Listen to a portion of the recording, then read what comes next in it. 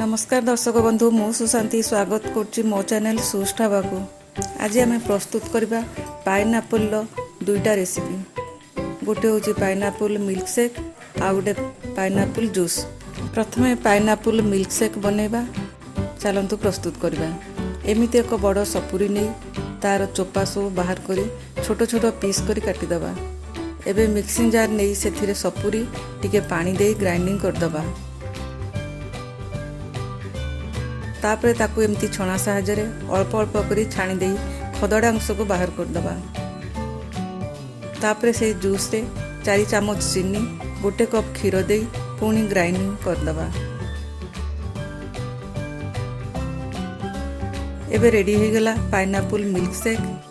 हनी एवं आलमंड दे गार्निश करदबा।